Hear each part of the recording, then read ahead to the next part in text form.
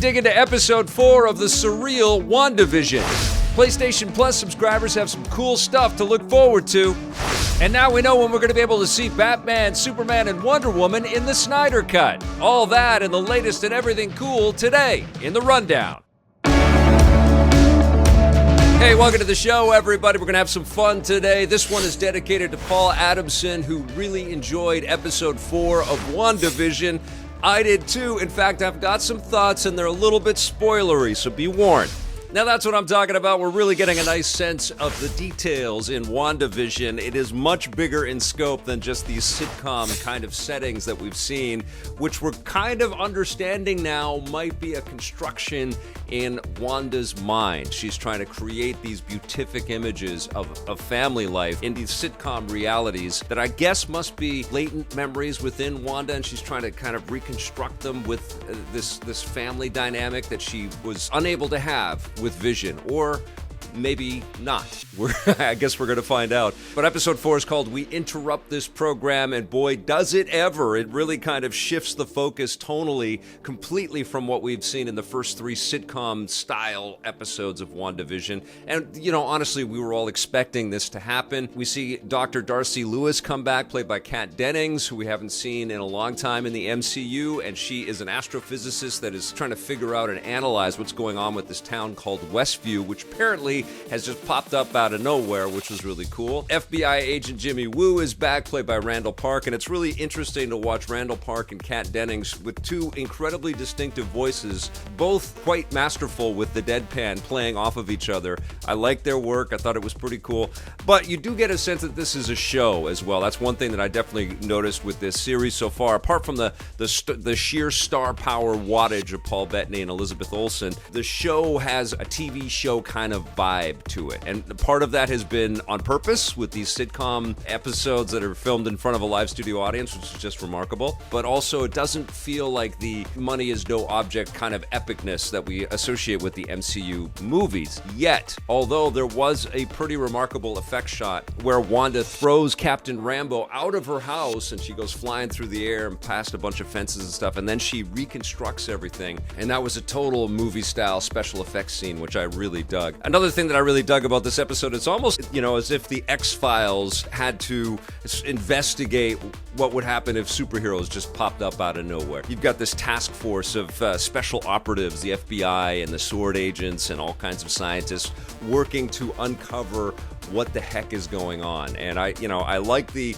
force field scenario. I like that some things are allowed in this reality and some things aren't, and some people are allowed in this reality and some people aren't. I think that there's something really interesting here. Obviously, it's very different from everything else that we've seen, but there's also this really cool, esoteric, strange comic book flavor to all of this as well. I've been reading Tom King's Vision series, which isn't exactly like this, but there's a lot of parallels, and it's very interesting, and it's a great read. If you haven't read those comics, they're great. But this is clearly the beginning of the unraveling, what's happening right now. And I love that this episode ended with a Jimi Hendrix tune, kind of giving us a sense that we're going deeper into the 70s. Yeah, this is a lot of fun. I also dug that Kat Dennings' character was sort of tuning into the broadcasts, and she's in her science hut, and she's watching episodes on these old tube TVs. I thought that was really cool. But yeah, so far I'm a big fan of this series. I'm looking forward to the surprises. I can't wait to see what happens in episode 5.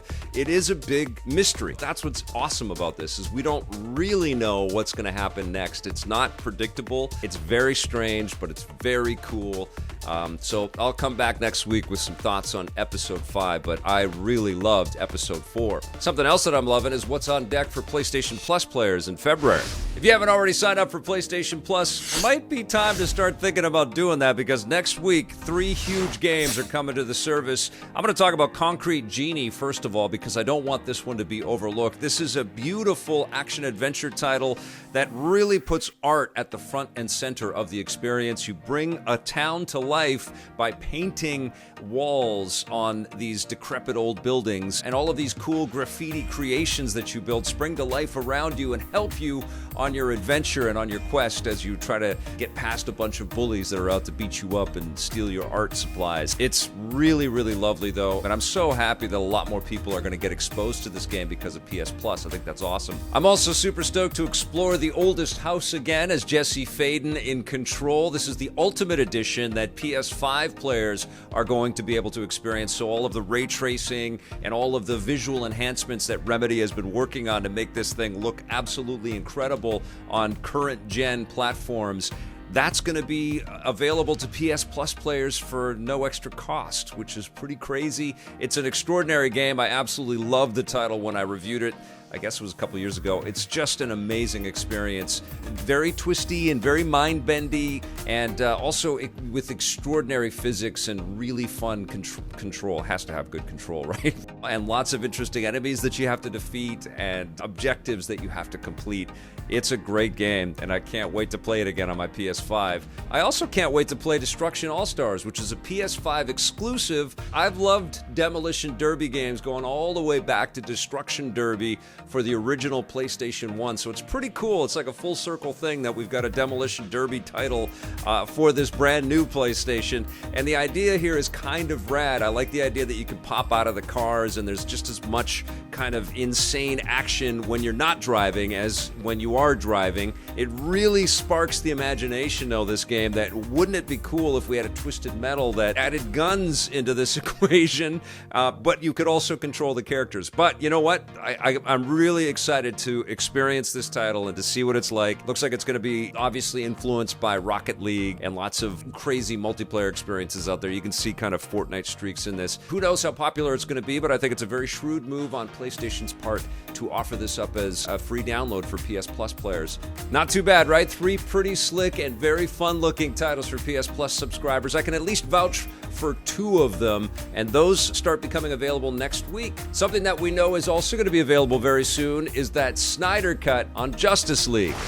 Today, Warner Brothers and HBO announced that the Snyder Cut of the Justice League is going to be available on March 18th. So a little more than a month and a half before we can all sit down and take in 4 hours of superhero nirvana through the lens of Zack Snyder. And I am really hoping that this is awesome. All of the hype, all of the weight, all of the speculation, all of the drama, I hope it all comes together and this is an extraordinary and super fun alternate take on the DC superhero universe, because we do know that Zack Snyder's kind of vision for his Batman, Superman, Wonder Woman, etc. isn't really going to be what Warner Brothers and presumably HBO Max is going to carry forward with, but who knows? That all might change. The subscriptions might go shooting through the roof, and all kinds of people might just love the new Snyder Cut Justice League. It might be a massive hit, and it might lead to more from this universe. So much effort and so much work has been put into finalizing this thing. Lots of reshoots, lots of new special effects. Yeah, I can't wait to see this. And some other news from the DC and HBO Max universe. Wonder Woman 84 was a massive hit for the subscription service. It drove up tons of brand new subscribers, and it was the most watched streaming movie during the holidays. So there's not really a big surprise why Warner Brothers and HBO Max moved quickly to greenlight another Wonder Woman movie starring Gal Gadot and directed by Patty Jenkins. Who knows when that's going to come? I know a lot of people didn't like Wonder Woman 84. I did like the movie, and I love this actor in this role. I'm looking forward to seeing more Wonder Woman. But you know what? If Justice League turns out to be great as well, I would kind of want more from the Zack Snyder verse as well. You know, I really liked Man of Steel. Did not like Batman vs. Superman. I hope I like Justice League. Let me know what you guys think. What do you think of Zack Snyder's foray into the superhero universe that DC offers? Let me know in the comments below. All right, that's going to do it for our rundown today. I'll be back with a brand new episode on Monday. Thank you so much for watching. Thank you for subscribing. Thank you to our EPN members. We'll see you soon. And until then, play forever.